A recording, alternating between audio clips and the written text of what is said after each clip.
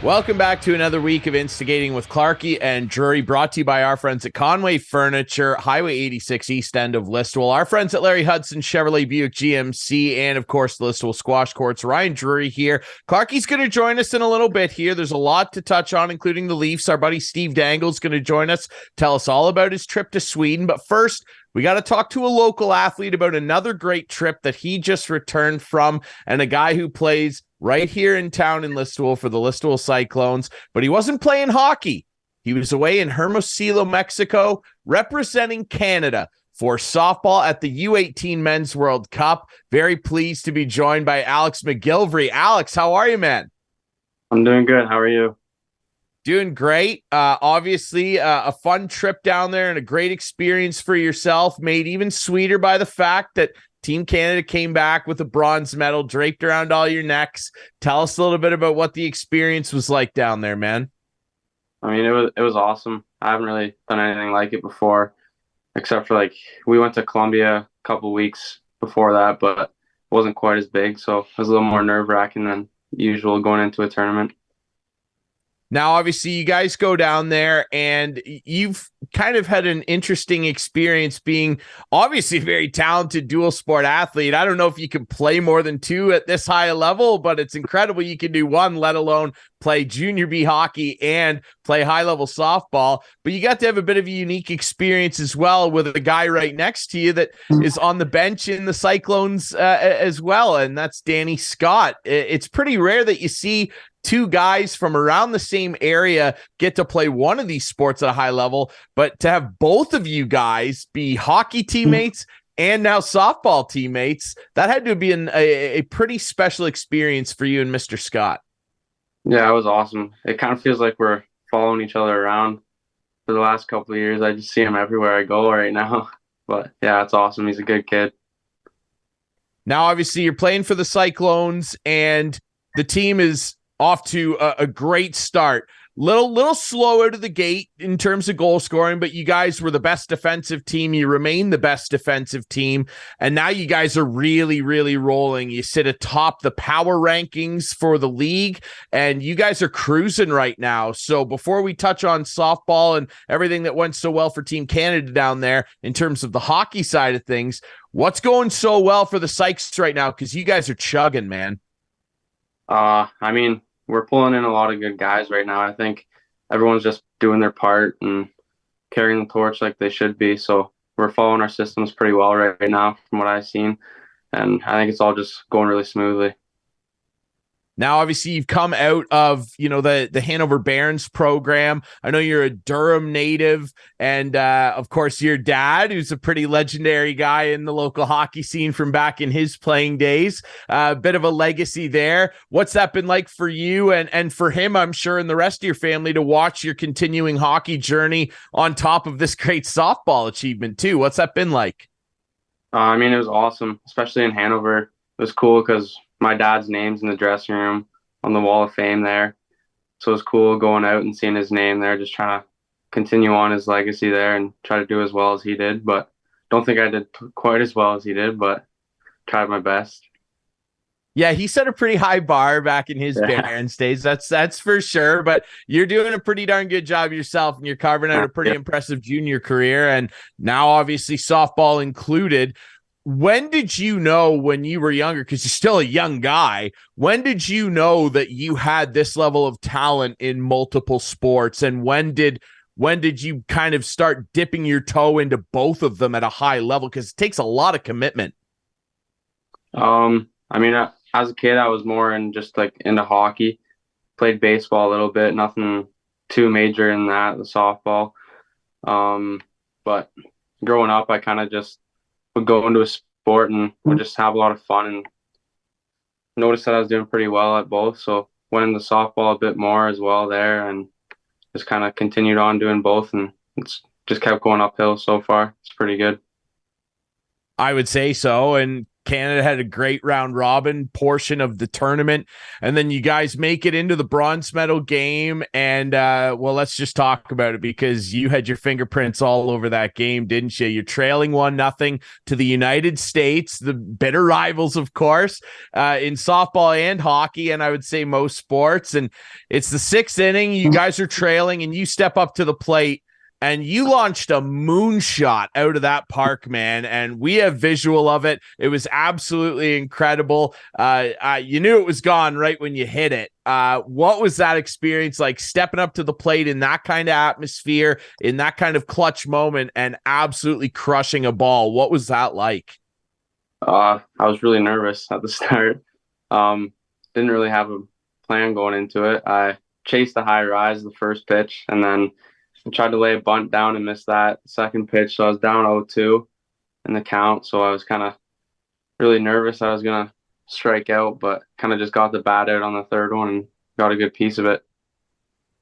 Yeah, I'd say you got a pretty good piece of it, because it left the park in a hurry. We're looking at it now. I mean, that thing is gone.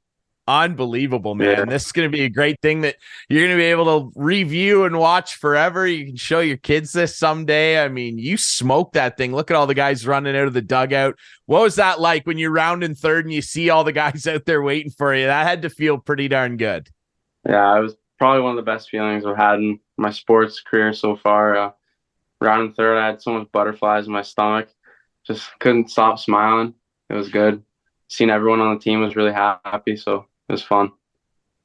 Obviously, you know, the game ends 2-1. You were all the offense they needed, and you guys clinch a bronze medal. What was it like to represent your country at that type of level and have a medal at a tournament like this draped around your neck? What did that feel like? It must have been pretty darn, a pretty darn proud moment for yourself and your teammates. Yeah, I was really proud of myself and my teammates, but especially like coming home after getting my service back in Canada and just my phone blowing up from texts from my family and my friends, bosses, all of that. It was awesome. They were all really proud. As they should be. It was a heck of a performance. Now, I want to ask you a couple things just about both sports, because you're obviously, I'd call you an expert in both of them because of how well you play them. Obviously, you're a really talented offensive player when it comes to the ice. Are there any guys that you've ever tried to kind of look at and take bits out of their game and model the way you play after? Does anybody come to mind when I ask you that? I like watching Nathan McKinnon growing up. He was good in every aspect of his game, I thought, defensively, offensively, just a really good player in general. So kind of modeled it after him. When did you know you could shoot the puck the way you can? Because you're not a very big guy, but you've got a low center of gravity. And I noticed right away when I first saw you playing for Hanover, you can really let go of that thing.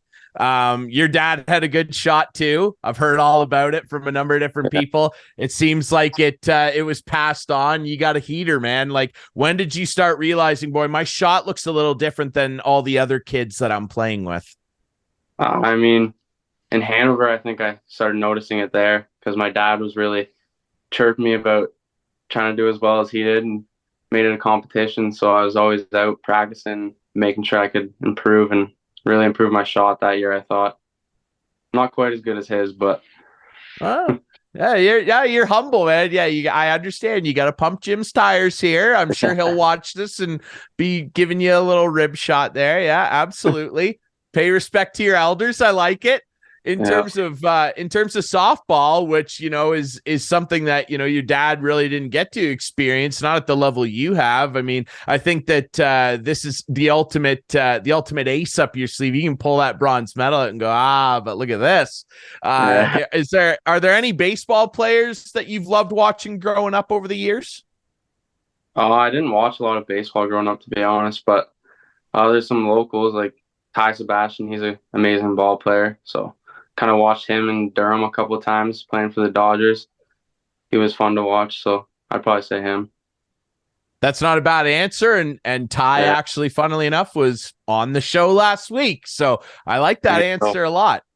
Alex, I really appreciate you doing this, man. I don't want to keep you too long. I know you got a practice to get to, and if there's anybody we don't want to upset in Midwestern Ontario, it's Listowel Cyclones head coach Jesse Cole. All right, so if you are late, you can blame me. He knows where I live. I'm sure I'll be in trouble. But we really appreciate you doing this, man. Say hi to your dad. And hey, again, congratulations on the bronze medal, man. It's an accomplishment you should be really, really proud of. And I'm looking forwad to seeing you over at the Steve Kerr Memorial sometime soon, my friend. Thanks for doing this. Thank you. Thank you a lot. Appreciate it. Thanks for having me on. All right, we'll take a quick break. When we come back, like I said, Clarkey and I will be chatting with Steve Dangle about his trip over to Sweden. That's next on Instigating.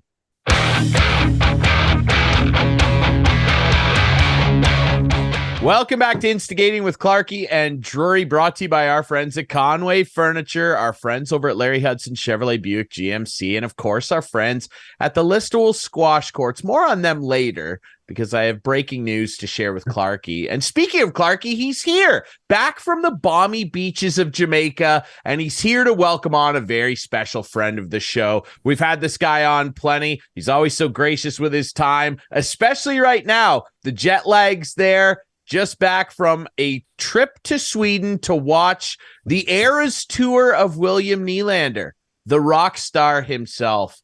Steve Dangle joins us. Dangle, how are you, man? I am lovely. Lovely. I was trying to think of the Swedish word for lovely, but I learned very little while I was there, other than the pizza and beer is just incredible. Just incredible over there. Really? Fantastic. Now, like, okay, I'm just going to say it. How are the women in Sweden?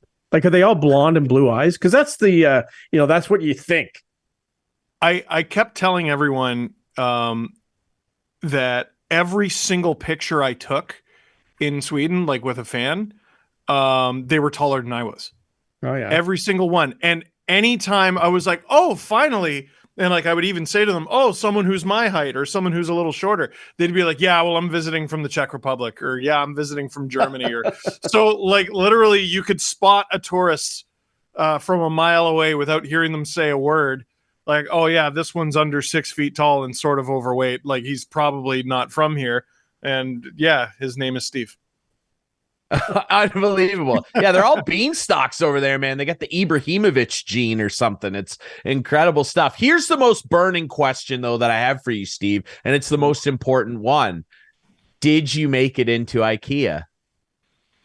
No, but I got the meatballs twice to go maximum stereotypes. Swedish meatballs. Right, Swedish meatballs with the mashed potatoes, gravy, the pickles, and the lingonberry. Can't you get that at like Islington and the Queensway in Toronto, like at the IKEA? Yeah, I don't know about the pickles. But at Sweden or in Sweden, it's almost as good. Okay. So, it was almost as good. It was pretty good. I made it into the you'll like this one, Clarkey. I made it into the Djurgården store. So I got a Sundin Djurgården jersey. I thought his speech before the first game was just so touching. I nearly fell asleep. Hey, you be kind to Mats. We're lucky we got him at all. I like Mats, but like, oh my gosh, like that was not a very inspiring speech. And how do you say it? Jarnkrok? Jarnkrok. No, but that's not what he said. It was a hard J. Jarnkrok. I'm like, who?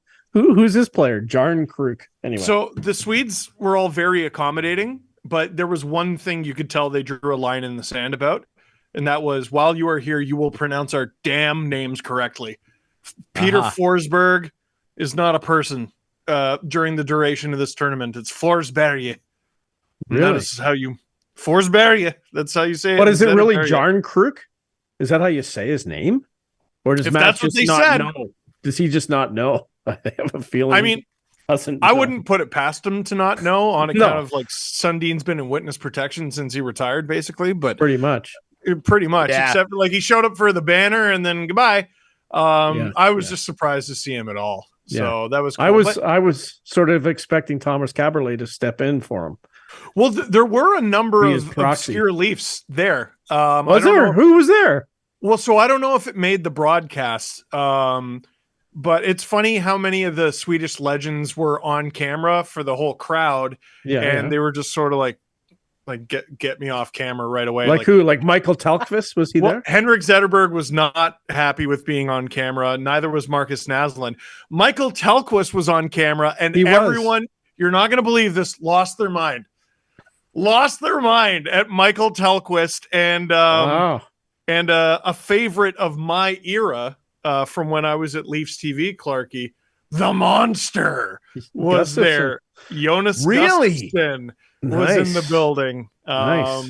I actually have his blocker. I use his blocker. No way. I knew the Bauer rep, right? So I have actually James Reimer's upper body gear, and I have the Monsters blocker, and I use it. I use it every day. That's hilarious. Yeah. I don't know if a lot of people know this, but when David Ayres beat the Leafs, I believe he used. Who was that? David? It was erase that from my mind, man. Yeah, it was either Casimir Kaski-Swo or Antoine Bibeau's goalie gear. Really? He used. Yeah, I remember them saying that. It was Marley stuff, right? It was Marley stuff. Yeah, and his mask was cracked by a one-timer from Zach Hyman in practice, and he wore it during an NHL game and won. Sorry, the other Leaf I saw, you just reminded me, Jonas Höglund. I saw him. 14, the great number 14. Great number 14. Jonas Höglund. How he played with Sundin. He played on Sundin's line. He played left wing with Sundin, and for a period of time, the diminutive demon himself, Sergei Berezin. Oh man, he was on so many good lines. He was on the incredible line. I think it was Sundin, Höglund, and Mariusz Czerkawski, the Polish prince. Oh yeah. I remember there were some lines. Did the Leafs send like Wendell over or anything like that? Did he go?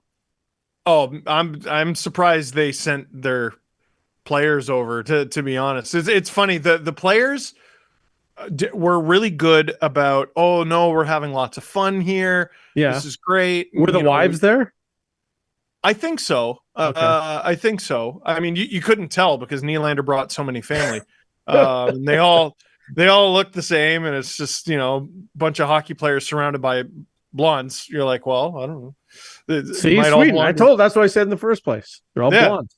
You weren't sure, but I don't think anyone hated being in Sweden more than Sheldon Keefe. That guy, really? Oh man, he made it known. Really? Well, I mean, like it might have kind of wrecked Klingberg's season. And I guess we'll get to that. That'd be too bad. But he was just kept talking about how hard it was and the sleep and everything. But like even Nick Robertson, like he sort of made a joke of it. Because I asked him about his ear. I got to go in the locker room, and he said it was recovering well, but like sleeping was murder. Like imagine sleeping on your side and your ear split open. How many pillowcases has that guy gone through over the last couple of weeks? But they came up with 4 points, and I think any coach in the league will be happy about that. So outside of hockey and outside of the Swedish meatballs, what was the best part about Sweden?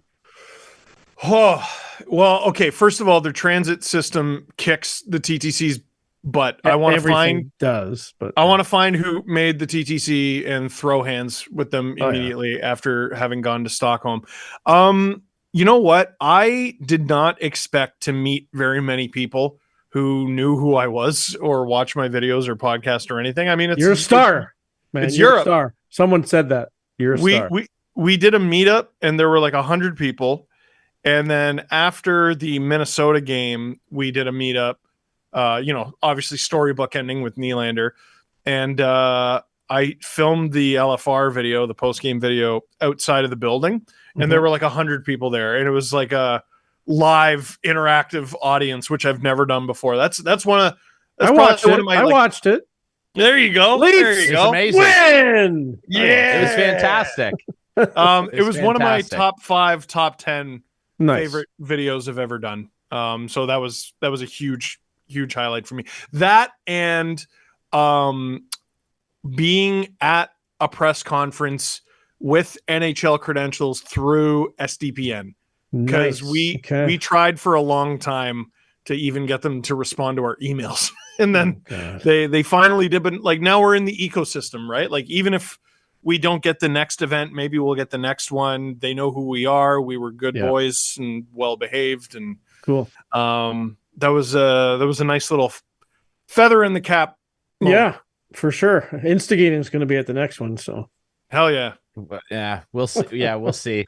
Well, I can get us up into the booth in Guelph, Clarkey, if you want. Perfect. You can catch some Guelph Storm, bug George Burnett for a bit. No, it's fantastic. And Steve, you deserve it, man. You guys have been working hard for a long time, you in particular, of course. And I had a great time watching you over there, man. It looked like a lot of fun. And speaking of fun, we've mentioned it a couple times here. That Wild Bill Nylander kid. Boy, is he having a good time, eh? Like, have you ever seen a start to a Leaf season from an individual player like this? I mean, it has been quite historic, and literally the guy just, everything he touches is turning literally to gold. It's, I'm trying to think of how to say this and have it not be insulting, but like, I can't think of a start to the season like this from someone who's not supposed to be the Leafs' best player. Like, he's a star, he makes good money and everything, but like, we don't expect this of him, right? We don't expect him to be leading the team in scoring. Like, Matthews is not playing poorly either. Like, sometimes a guy gets hurt and someone has to, pick up the torch. Matthews has maybe been a bit streaky, but he's still at I think he's at 15 goals now. 14 or 15 because he had one in the Minnesota game. But Nylander is absolutely smashing it. And think of how many times in recent memory the Leafs have buckled in the moment. That whole event was basically designed with William Nylander at the center of it. That sounds arrogant and pro-Leaf and whatever, but like, Lucas Raymond got applause, and it was good. And Anton Forsberg had a win, and it was the first regular season win in Sweden, and people went, woo! They were happy about it. Nylander ties the game in the Detroit game, and everyone came undone. And he, in the final game out of the 4, overtime winner, solo effort, like, pay that man his money.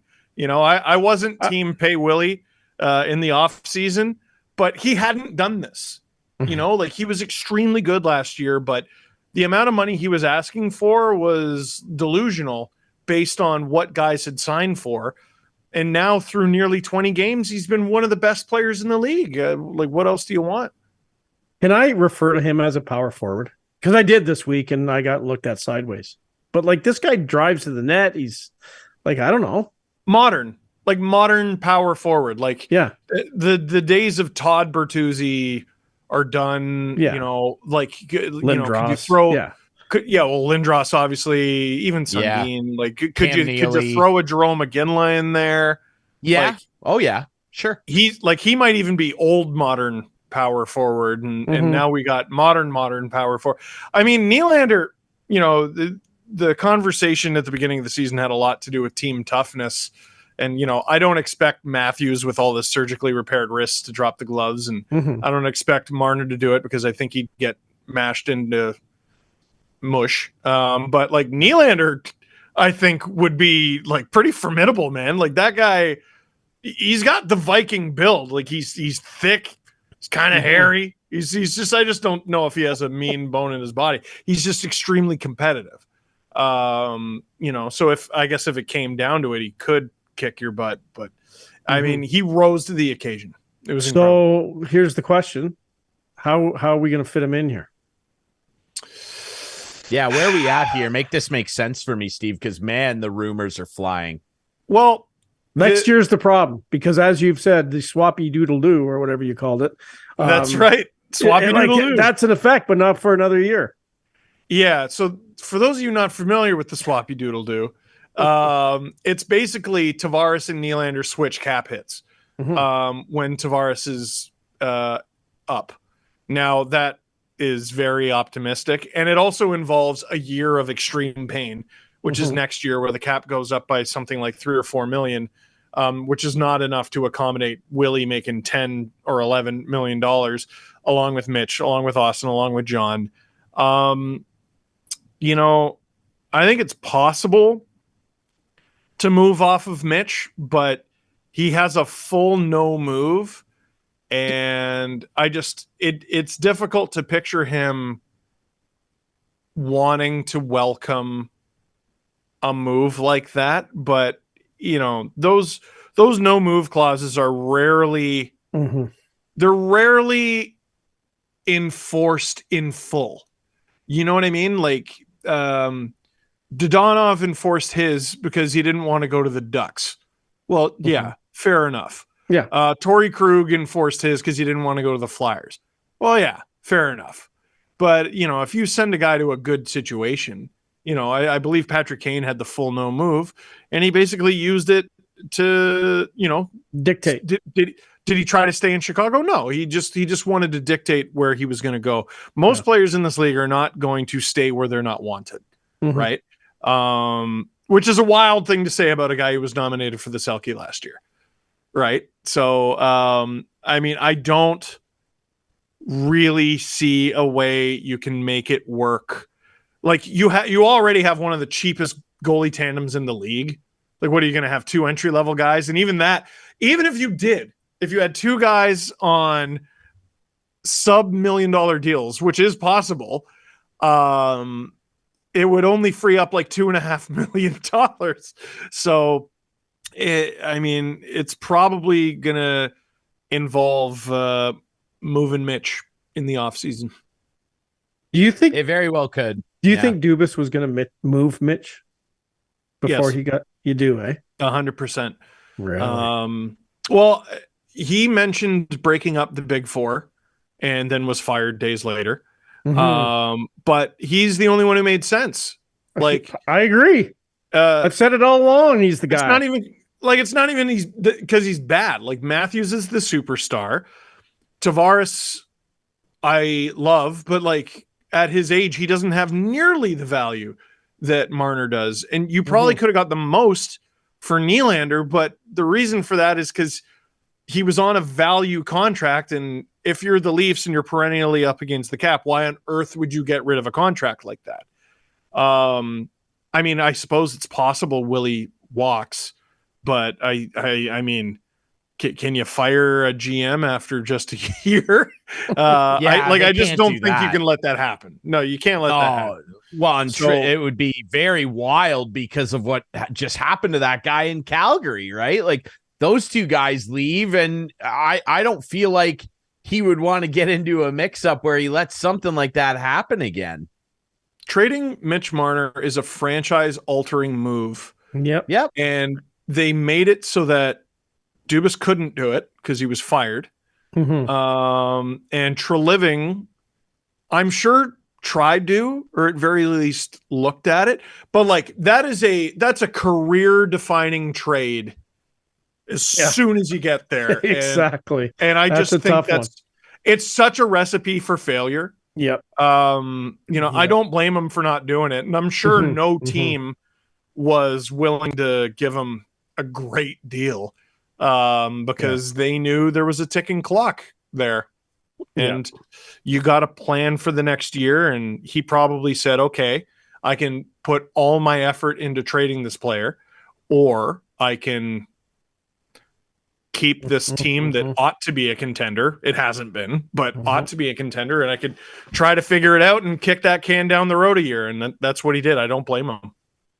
Okay, so it'll be interesting because, like, you remember, and you're right, it would be a career-defining one given the status of Mitch, what he's done. Look, the guy gets his cookies. Like, he gets a lot of points. Selke finalist last year. Yeah, he's a hell of a good player. Yeah. I'd almost liken the situation if he were to move.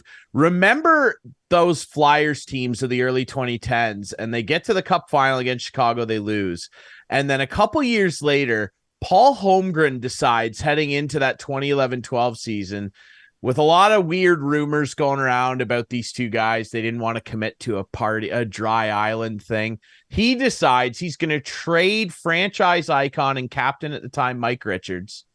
And he's also going to trade his buddy, Jeff Carter. Sends Richards to the Kings, gets obviously your old buddy Wayne Simmons back in that deal as the main crux of it. Moves Carter to Columbus, getting Voracek into the fold, who was a good player at the time. But I remember Paul Holmgren, the then GM of the Flyers, saying, Steve, at the press conference announcing those two deals, they came on the same day, I believe. He said, I don't know if we'll be better, but we'll be different. And that's kind of the risk you take, right? Like that, like if they trade Mitch, unless they're getting a huge stud defenseman back the other way, I don't necessarily know that the Leafs would be better. They obviously would be different. That's the thing, man. Like it's not, it's two different conversations, right? It's next year versus this year. This year, you take Mitch Marner off the team, you stink. Obviously, like that's the beginning, middle, and end of it. But you look at the Leafs, and they have a lot of the same problems the Oilers do. Except I think their decor is better. It's still not great. And their goaltending is better. It's still not the best. It's been adequate. Wool was probably unsustainably good. Samsonov was unsustainably bad. And now they've kind of met in the middle a little bit. And they're providing the kind of goaltending that allows you to be in the fight every night, right? So all these Zadorov rumors and Tanev rumors and, getting a little bit more snot, improving on D. That's what I've got my eye on right now. But you're not talking about Zadorov and Tanev if you're talking about moving Mitch Marner. You're talking about a franchise-altering defenseman. I'm telling you right now, the Leafs are going to get both these guys. It's going to happen. Both Marner and Nylander, or both Zadorov and Tanev? Zadorov and Tanev. Okay. And what I want to know from you, though, how much better will these two guys make this defense? I think they'll make it decently better. It'll make them meaner back there. Yep. And like you saw like Luke Schenn wasn't even excellent as a Leaf, but he provided he provided something they lacked so bad. And that's really all Zadorov needs to do. Like, just be solid. Don't screw up back there. Be an arsehole, Tanev, they need a puck mover and someone on the right who's not TJ Brody. Well, I think he's going out. Yeah, I keep hearing yes and I keep hearing no. Okay, well, who would it take? Who would it take? Let's play fan call in here. Steve from Whitby or wherever you are. Ajax. These days. I knew out there. There you go. So, well, the thing that I pitched a couple of weeks ago, which now can't happen, was to make the money work, you would do Klingberg and maybe Liljegren along with probably something like an Abruzzese and a Minton, unfortunately, in order to get Zadorov and Tanev. More realistically, the money's easier now with Klingberg on LTIR. The money is easier with Klingberg on LTIR. So more realistically, and I don't know why this hasn't been talked about more and why I haven't talked about it more. I keep keeping it to myself. I need to say this on my own podcast, stupid. But what makes sense is conditional draft picks going to Calgary based on whether or not these players resign. Resign. No, they're just done with hockey. No, they're retiring. It's got to be something like, not to go this extreme, but like the Pronger deal from Edmonton to Anaheim, where the Oilers got a draft pick and there was a conditional draft pick attached to that. So it was we get a first, and if we make it to the Stanley Cup final, we get another first. So maybe it's something like, for Calgary to protect themselves, if they're going to retain salary, especially, they get a concrete draft pick, non-negotiable, and then if one or both of these guys re-signs with Toronto, they get an additional draft pick. There still probably needs to be money moved out. I haven't done the exact math. If Brody's involved, you're okay. If Brody, but I don't even think you need to shed that, because if you take Zadorov and Tanev's salaries and you cut them in half, so if Calgary retains half, it adds up almost exactly to John Klingberg's salary. Interesting. It's very interesting, isn't it? And Klingberg signed for 4.15. How'd they come up with that number? It's I think there's something there. And like Eric Francis the other day when he tweeted about Nick Abruzzese potentially going to Calgary and joining his former university teammate Matt Coronato. Like, I read that tweet as a canary in the mine. Like that is, someone from Calgary floating that idea out there and seeing how fans react. I think as a Leaf fan, I don't care. That's fine. Go ahead. It's going to be the Leafs. Like, I'm thinking they're going to have to give up a Robertson. That's what I'm thinking. I don't know about that. I don't know because if you look at Zadorov, like if you want to dig into the analytics and stuff, he's actually not that good in his own zone. But what he is an intimidating. I'm glad you brought up Luke Schenn because he's just a younger Luke Schenn, a guy that can get the job done. It's not going to necessarily look pretty, but boy, can he catch people with their heads down and really set a tone. That's what Zadorov is. Like, that's what you're getting. You're not getting any offense from him, although he does have a big shot, but he's not going to provide you a lot of points. He's going to be a guy that makes other teams forwards keep their head on a swivel. Tanev is actually a little better defensively than Zadorov is if you look at his numbers, and can move the puck a little better. Zadorov could be accused, for sure. He's a way better skater than Zadorov, and Zadorov could be accused at times of looking like he's hanging onto a hand grenade, but he's a big, tough, mean SOB, and he'll finish guys hard into the wall. Like, that's what he's going to do. So I've seen a lot of like, the Leafs are going to have to give up this prospect and Minton and this guy. I don't necessarily know that that's true because keep in mind too, both those guys' deals, like Steve said, are expiring, and that's a piece of leverage that the Leafs have to their advantage too. Not to mention the fact that everybody knows Zadorov wants out. Exactly. And like, it's going to be Toronto. Like they keep up these rumors. This team is interested. This team is. No, they're not. His agent already blew it. Dan Milstein already blew it. Exactly. He put it on Twitter. He put #Leafs. Yeah, he did. He blew it. What's your opinion of that, Steve? Like, that's a weird one. It is a weird one. It is delightfully Dan. It was him. It was his sort of Alan Walsh sword moment. But I don't think an agent does that out of nowhere. No way. I think it's been weeks and possibly months of frustration that led up to that. And like, he said that in drafts for a couple weeks. Yeah, like, and Zadorov hasn't been very good since that. I mean, why would he risk injuring himself? But full marks to him for at least staying in the lineup and everything. It's great theater. And the Leafs are not usually on the good end of this.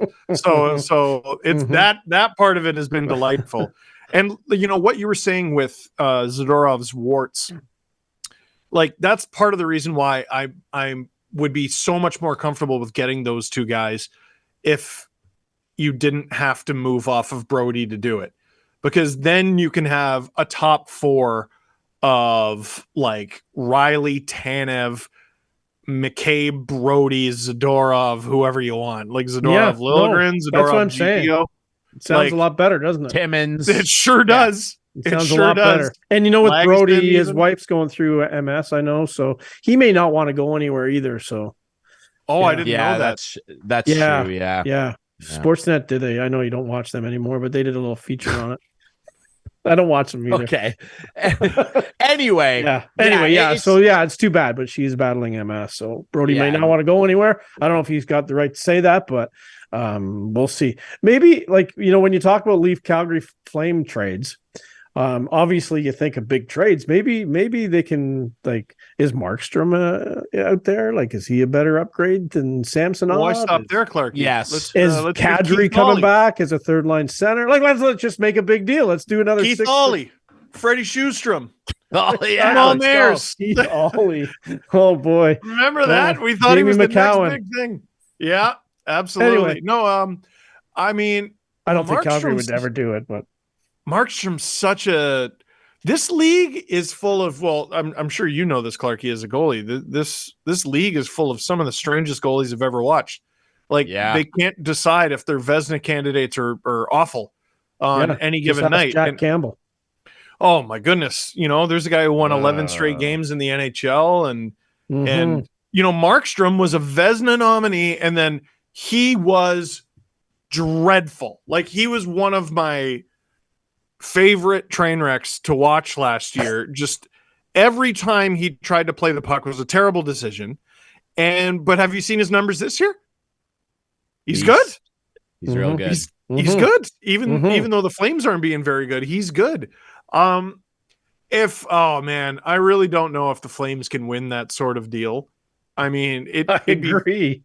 It'd be very interesting. But like I feel like it depends on how much youth the Leafs want to give up, I guess. Well, and they'd like, have to have a lot of faith in that. Robertson in there, is a first in there. Surely, like you'd either have to That's give when up you're a really talking good. about You'd either have to give up a really good prospect, regardless of position, or Joseph Wool, and they can't do that. I'm not into that. I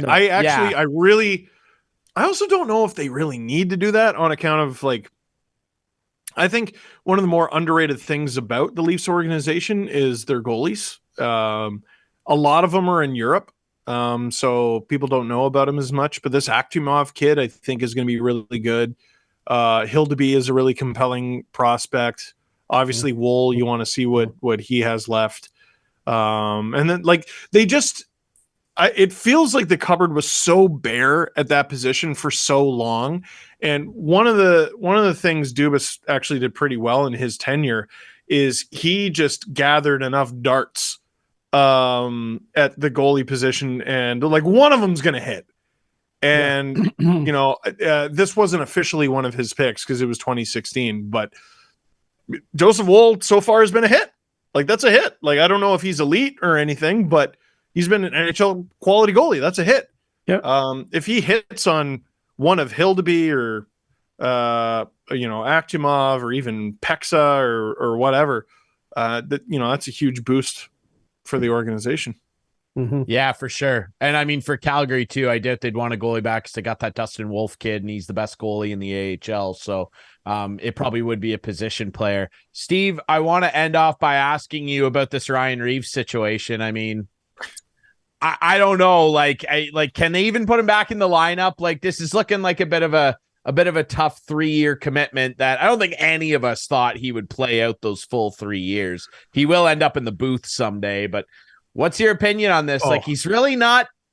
I don't know what this. I think he's got a little sore hip. I think he's got a sore hip. Or yeah, well, he's got a bruise. Yeah.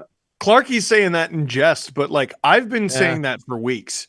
Like, because I was willing to defend Ryan Reaves in the first couple games because he was such a factor.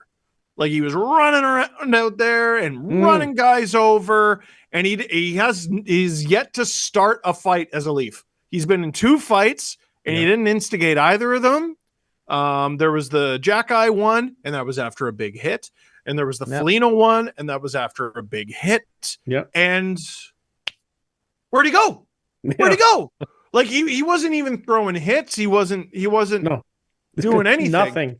So like, I know he's not that great at this whole hockey thing, but I was willing to look past it because you get Ryan Reaves, you take the good with the bad. You know what you're getting, and you know what he brings in X and Y and Z. He's not doing any of the things that you would even expect out of this guy. Oh, I would have gone after Brad Marchand, but I didn't have a shift out against him. Who cares? Grab someone else. You're the sheriff. Exactly. Who cares? Exactly. What are you doing? Like, so to me, he's either got to be hurt or he's like the biggest snake oil salesman in the sport. What gives me a little bit more peace with Ryan Reaves is, as bad as that contract is, and maybe I'm deluding myself, Someone's going to want this player. Yeah. Oh, I don't disagree. Yeah. He's been doing it for years. Honestly, it wouldn't shock me in the slightest. No, I got one better. Imagine. Clarkey, I got a better when one. I put my head on the pillow and I say my prayers and drink my milk and eat my vegetables, I can imagine it. I got a better one. What's the better one? What? Edmonton. Okay. Your team? Could you imagine Reaves and Ryan Wilson? Reaves playing with Tom Wilson? Of course I can. Oh my God. I don't want it to happen, by the way. Like, that's not what I'm saying. It would be peak NHL comedy. It would be. I would need them to make a sketch comedy show of the two of them. Shoving buddies. They hate each other. Oh God, yeah.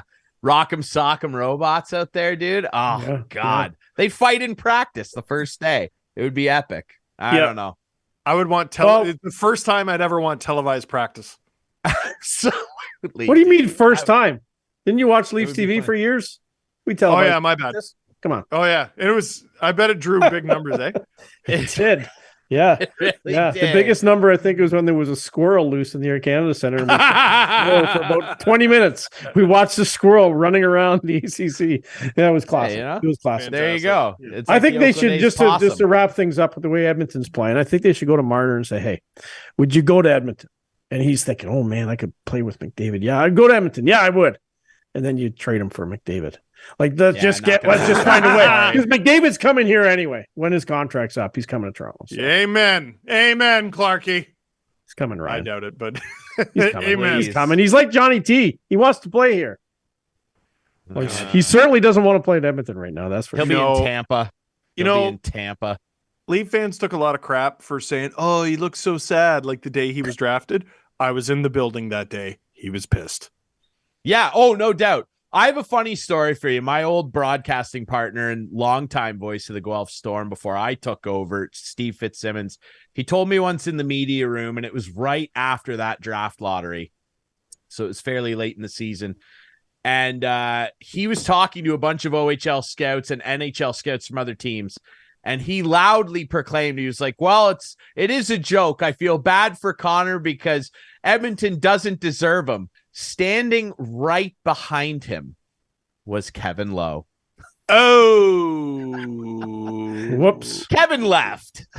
Kevin left the room. He knew he was outgunned. It was very, very funny. So he knew, and he's how's the next book right. coming along? He's probably right. Yes, another book. It's supposed to be a secret.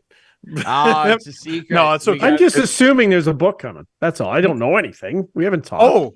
Oh, well, if I were to write one, I would have been almost done fairly recently. Okay. Very good. We'll leave it Is at my that. name going to be mentioned in this one or no? Clarkey, I can put you in the put me in like somewhere. thank yous Liner if you notes? want. Yeah, It's not about my life. Somewhere. I haven't lived enough life. Oh, okay. Yeah. Okay. Yeah, Since the sorry. last one, I'd like imagine having 2 biographies by the time you're 35. What a jerk. No, Yeah, not a Clarkey, chance. one's good for you. I okay? know it's good enough. It's good enough. Yeah. All right. SDPN, look them up on YouTube. They're on Twitter. They got a bunch of great shows. The CJ Show, Agent Provocateur's great with Alan Walsh. And of course, the OG stuff, the Steve Dangle podcast with that guy right there, Steve Dangle, Adam Wild, Jesse Blake. Check it out, guys, man. They're doing great work over there. Dangle, thanks for doing this, brother. It's always a pleasure, dude. Thank you. Reaves to the Flames. E5 For a first round pick. Oh, the E5. Oh, That's no. right. Not that again. We'll be E5. right back. When we come back, Clarkey and I will unveil, as we always do, our Conway Furniture Couch Potatoes of the Week next here on Instigating.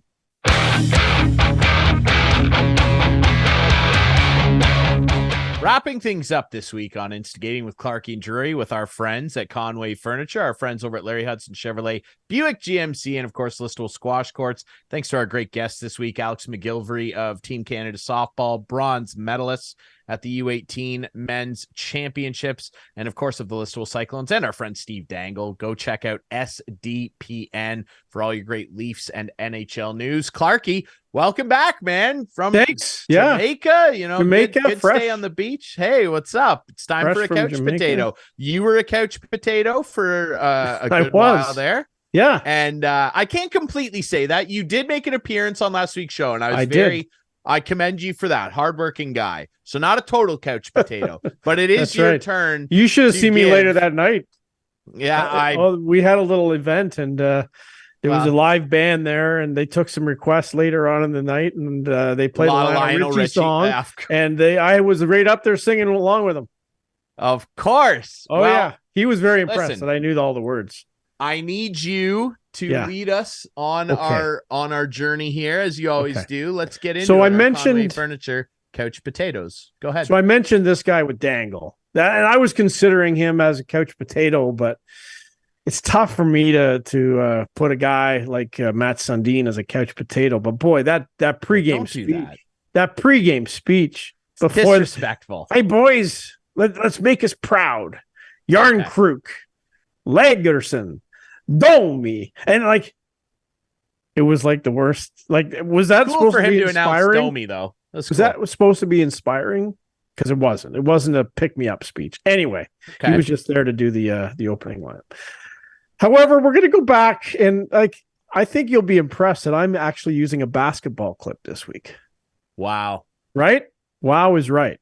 And this was on Wednesday night, and Kawhi Leonard in San Antonio is getting booed by the fans in San Antonio, who he quit on a few years back after some success. With 8 points tonight, 3 of 5 from the floor. So all of a sudden here, if we can hear it, the coach for the San Antonio Spurs, Greg Popovich, here he is. Stop all the booing, let these guys play. It's got no class. It's not who we are. Knock off the booing. Knock off the booing. Well, Mr. Popovich, you are my couch potato of the week, because that was one of the most ridiculous requests ever. When you pay $200, $300, $400 to go to a game, you have every right to express your concern and boo as a fan. You cheer, you boo. That's what a fan is all about. They're not booing. They're not throwing snowballs at a Santa Claus like this. Like, who was it? The Philadelphia, the Flyers, and it was actually batteries that they were throwing at him. Yeah, it's not that. They're booing. It's innocent. Yeah, I'm hey, I commend you again for a great couch potato, because look, we all love Pop, and Pop's a legend. Pop's over. Pop's done now. Like he's a little past his prime. He shouldn't have done that. It was weird. Like, it was unbelievable. It would have been this is the coach of a team grabbing the mic right in the middle of free throws by Kawhi Leonard and saying, "Don't boo this guy, please." Come on.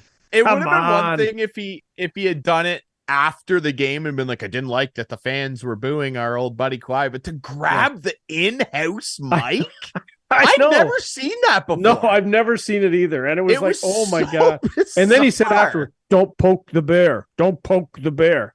Whatever, just Pop. Wanted to be the center of attention. That's all. Yeah, Timmy Duncan's not in town anymore. Like with Manu Ginobili, like you're just trying to make it all about you. Yeah, that was goofy. And it's standard fare. Like the guy requested to leave. He helped them win a title. Yeah. Then he left and made it very public that he wanted to leave. And typically when that happens, the fans will boo you. It's just and I don't understand. Like, I think it's hilarious. I think it's absolutely hilarious that the New York Islander fans still boo John Tavares and say, "We don't need you." Well, apparently they do, because they've been pretty crappy since he left. So I just think it's fun. I think it's fun. It's part of the game. It's fun. It's exciting. Yeah, man. Come on. And anyway, and another honorable mention, another one other honorable mention this week for my couch potato, and that's the schedule maker in the NHL. No games Tuesday, no games Thursday. I get it. It's Thanksgiving. I get it. But other leagues apparently Did you see this thing where apparently only 3 NHL buildings were available for those days? Apparently, and have 3 games. Well, they could, but there's 3 teams, so they could have had 1 game, and Vancouver was one of them. Well, so I don't know why they. You said 3 arenas. We could have had 3 games. No, like 3 buildings, meaning 3 teams would have been available to play. Right, so you could have had 3 games. Well, you could have had 1 game on the one night. Well, hold on. Ryan, no. If there's 3 Simple buildings math. available, then each one of those 3 buildings could have been used. What I mean, though, is only those teams were available to play. Well, why? Because the other buildings were. But you're going to play on the road. Like, okay, say Toronto was available, then pick Montreal and play. Anyway, which they weren't apparently. Anyway, it doesn't matter. Kiss was supposed to play, I think, and that was canceled. So it was. Paul Stanley got the flu. Yeah. Anyway, so there you go. Honorable mention to the Toronto. NHL schedule maker, because like Thanksgiving, I get it. It's Thanksgiving. No, but I know. I want a hockey game to watch every night. Every night there should be a hockey game. Anyway. Yeah, okay, what's yours? Couch potato. Okay, my couch potato for Conway Furniture. Our friend, congratulations. This is a positive couch potato. This is a guy that we love here on this show. He's a good guy. He calls you the commissioner all the time. And we got to give some love to our buddy Steve McAllister. Steve McAllister coaching the Huron Bruce Blizzard to the Wingham Silver Stick title. Congratulations, Stevie Mac. How about that? Come on, Clark. You got to give a round of applause. This has been a big year for Steve. He's got a hole in one. This has been a big year. There's time for me still then, right? Like when I'm 10 years older and get up to Steve's age, I'll be right there. Stevie the Ace McAllister is now Stevie Silver Stick champion. Wow. McAllister. How about that? Wow. How about that? Congratulations to the Huron Bruce Blizzard under 18s and our friend Steve. Silver Stick, they're going to go and represent the Wingham region. Head coach. He was head coach. Like he was in charge. Wow. In charge, dude. Wow. Running things. Speaking of in charge, welcome when Gary back. Bettman retires, I'll tell you. Call our friend Steve. I've totally lost my train. Oh no, there it is. Congratulations to this has got to be one of the best jobs in sports. The bench coach for the New York Mets, John Gibbons. Good for Gibby. And like that's got like you just sit back, you have no pressure. Where his career started. All you do is every once in a while you go, why don't you try to do a hit and run here? Like there's nothing to do. Like you have no pressure. No one's going to say, "Oh, they lose. They got to fire the bench coach." He'll be a beauty. Good for Gibby. Good for Gibby. That's where his career started. So good for him. Yeah. And I would like to mention I did beat our friend Al at squash again. So and it was a good one. It's a really good one. I played Tuesday night too, and I had a pretty good night. So you can ask him about it. All right. Remember, you can visit our friends at Conway Furniture, and you can be a couch potato too. It doesn't have to be a bad thing. Okay, that's right. And you can go see them. Highway 86, east end of Listowel, Clarkey, and on Highway 23, the north end of Listowel. Yep, Larry Hudson, 1000 Wallace Avenue. Black Friday sale held over for one more week. So come on down. We're clearing out the 23s. Lots of action there. It's been a good week. They're moving fast. Deals, you still have time. The deals are hot. Sizzling. They are hot. And you can visit our friends at the Listowel Squash Courts too and join up and become a member and beat the crap out of me because I'm still not very good. And that's what we should do. Beat Al. Next time next new member gets to play Ryan Drury. Make you feel really good about yourself. Exactly. Right? That'll be your first match. About ourselves. We feel good about ourselves because you guys watch this show Friday nights at 8, Sunday nights at 9 with our friends on Whiteman TV. Hey, that's channel 6 for Whiteman subscribers. We debut on our YouTube channel Friday nights at 9. You can follow us on social media at Instigating Pod. And remember, you can find the podcast version on all your favorite podcast apps, including Spotify and Apple. What else do you want? You can find us everywhere. Thanks to Alex McGillivray. Thanks to our buddy Steve Dangle. Thanks to our great friends at Conway Furniture, Larry Hudson, Chevrolet Buick GMC, the Listowel Squash Courts. I'm Ryan Drury. That's Clarkey. Instigating. We'll be back next week. Ooh.